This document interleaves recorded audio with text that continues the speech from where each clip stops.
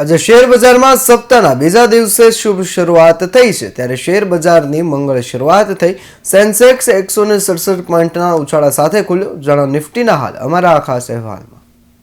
નમસ્કાર દર્શક મિત્રો, શેર બજારમાં સપ્તાહના બીજા દિવસે નરમાઈ જોવાઈ છે. સેન્સેક્સ 67 પોઈન્ટ માઇનસ બંધ આવ્યો છે અને નિફ્ટી પણ 25 પોઈન્ટ ઘટીને બંધ આવ્યો છે. ગઈકાલે પ્રત્યાઘાતી સુધારો આવ્યો હતો, તે પ્રત્યાઘાતી સુધારો આજે સવારે ચાલુ રહ્યો. સવારે નવું બાઇંગ પણ આવ્યું, પણ ઊંચા મથાળે પ્રોફિટ બુકિંગ આવવાથી બજાર પાછું પડ્યું હતું. મિત્રો, હવે જેને કહેવાય કે આગામી દિવસોમાં બજારનો ટ્રેન્ડ કેવો રહેશે. આવતીકાલે નાતાલની રજા છે એટલે ગુરુવારે ડિસેમ્બર F&Oની એક્સપાયરી આવી રહી છે, તો એ એક્સપાયરી કેવી રહેશે અને ખાસ કરીને બજેટની તૈયારીઓ શરૂ થઈ ગઈ છે, તો એના અંગેની પણ આપણે આ વિડીયોમાં ચર્ચા કરવાના છીએ. અને આગામી દિવસોમાં એટલે કે નવા વર્ષમાં પણ બજારનો ટ્રેન્ડ કેવો રહેશે એની પણ આપણે સતત હવે પછીના વિડીયોમાં સતત ચર્ચા કરતા રહીશું. તો આપ આ વિડીયો અંત સુધી નિહાળજો. મિત્રો, ઇન્વેસ્ટિંગ A to Z માં આપનું સ્વાગત છે. હું ભરત પંચાલ. સૌપ્રથમ જોઈએ આજના બજારની ચાલ. તો મુંબઈ શેર બજારનો જે સેન્સેક્સ છે એ આજે 78,707ના ઊંચા મથાળે ગેપમાં ખુલ્યો. આગલો બંધ હતો એના કરતા એ ઊંચો ખુલ્યો હતો. શરૂઆતમાં એ વધ્યો 78,877 થયો, ત્યાંથી એ ઘટી 78,397 થઈ અને ટ્રેડિંગ સેશનને અંતે 78,742.87 બંધ આવ્યો છે, જે 67.30ની નરમાઈ દર્શાવે છે. નેશનલ સ્ટોક એક્સચેન્જનો નિફ્ટી 23,769 ખુલ્યો. શરૂમાં એ વધ્યો 23,867 થયો, ત્યાંથી ઘટી 23,685 થઈ અને ટ્રેડિંગ સેશનને અંતે 23,727.65 બંધ આવ્યો છે, જે 25.80ની નરમાઈ દર્શાવે છે. મિત્રો, બજાર ઘટીને આવ્યું છે. Advance neckline ratio normal positive રહ્યો છે.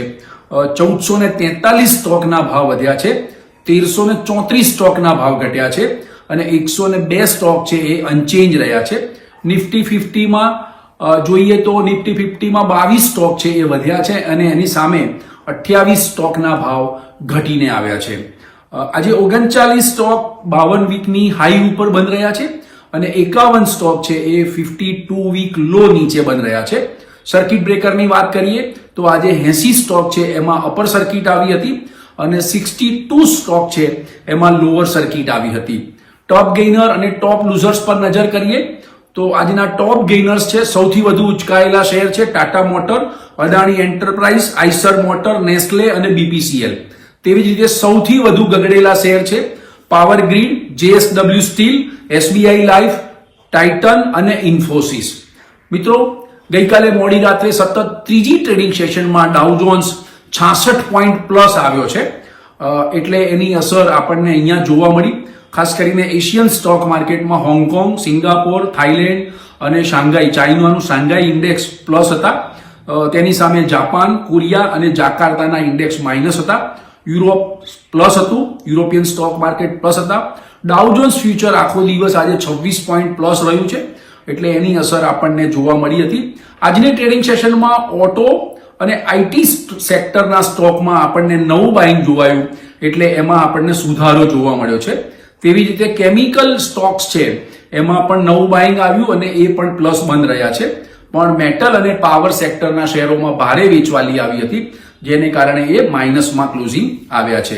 મિત્રો, IPOનો જેને કહેવાય કે ટ્રેન્ડ ચાલી રહ્યો છે, IPOના જે લિસ્ટિંગ થઈ રહ્યા છે તે માર્કેટની વિરુદ્ધ માર્કેટ ઘટી રહ્યું છે અને IPOના લિસ્ટિંગ ગેઇન જબરજસ્ત મળી રહ્યા છે રોકાણકારોને.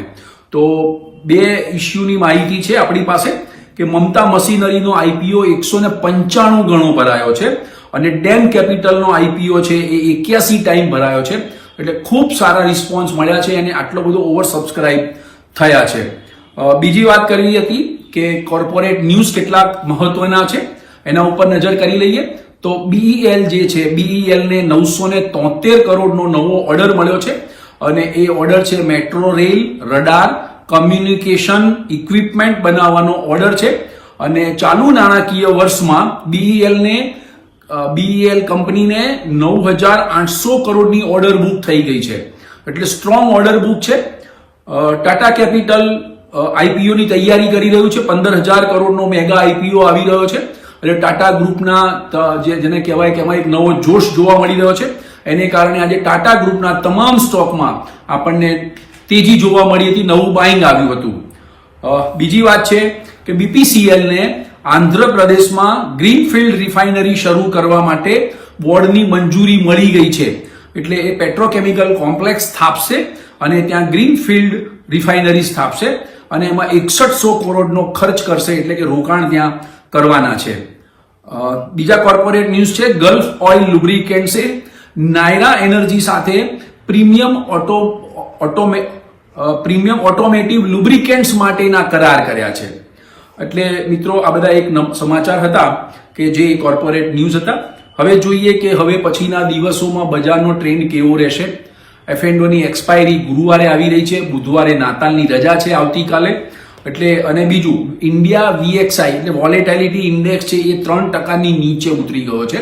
એટલે બજારમાં એનો સંકેત એવો થઈ શકે કે બજારની વધઘટ થોડી સાંકડી થશે. એટલે જે અફડાતફડી આવતી હતી એવી અફડાતફડી હવે જોવા નહીં મળે. આ ઇન્ડિકેશન કરી રહ્યું છે બજારને. મિત્રો આગામી દિવસોમાં બજાર કેવું રહેશે, કઈ કઈ ઇવેન્ટ્સ આવવાની છે એના ઉપર નજર કરીએ. 1 ફેબ્રુઆરીએ સેન્ટ્રલ ગવર્મેન્ટનું કેન્દ્રીય બજેટ આવવાનું છે. એની તૈયારીઓ શરૂ થઈ ગઈ છે અને PM મોદી આજે મોડી સાંજે અર્થશાસ્ત્રીઓ, સેક્ટરના એક્સપર્ટો, નીતિ યોગના ચેરમેન, વાઇસ ચેરમેન એના સભ્યો સાથેની એક મીટિંગ છે. એમાં અર્થતંત્રને ઝડપથી વેગ આપવા માટે, રોકાણ વધારવા માટે અને કન્ઝમ્પશન કેવી રીતે વધારી શકાય તે અંગેની ચર્ચા કરવાના છે અને ખાસ કરીને બજેટ માટેના સૂચનો પણ એ મેળવવાના છે એમની પાસેથી. એટલે શું કરી શકાય, એટલે હવે પછી બજેટની તૈયારીઓ શરૂ થઈ છે. શેર બજારમાં પણ આઈ થિંક હવે પછીના સમયગાળામાં એટલે કે નવું ફ્યુચર શરૂ થશે જાન્યુઆરીમાં.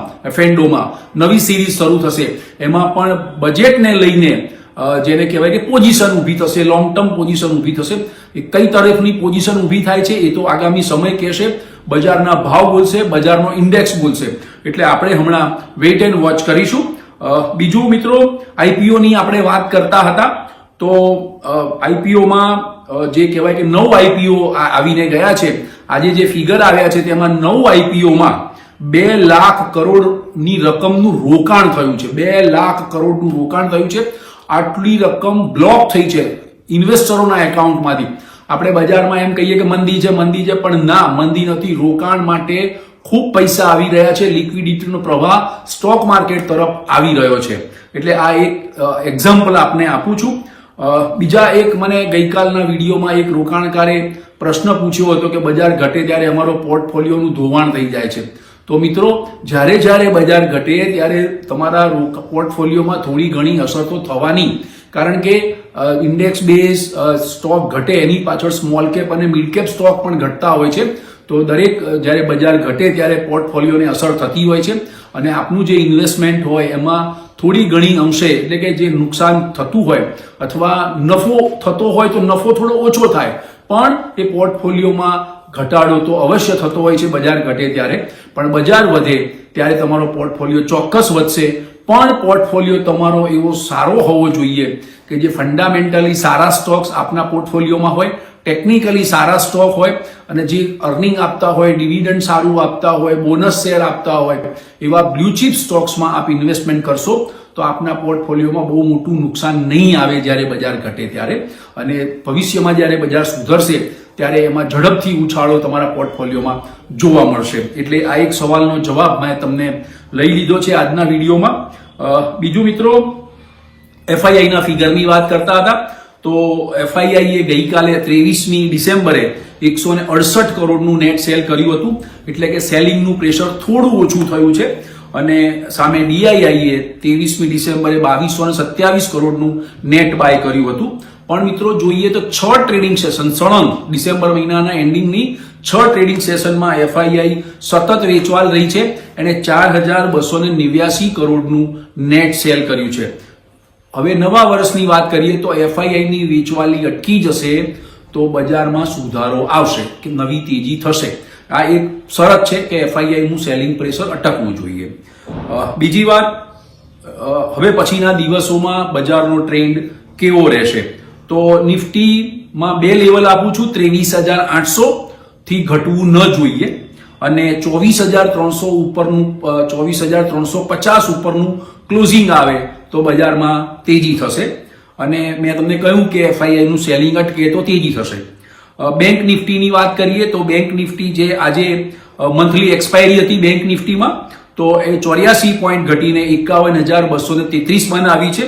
હવે આગામી દિવસોમાં બેંક નિફ્ટીમાં 50,800 નો સપોર્ટ લેવલ રહેશે અને 51,800 અથવા 52,000 ની ઉપર આવે બેંક નિફ્ટી તો તેજીની શરૂઆત થશે એમ કહી શકાય. બુધવારે બજાર બંધ છે.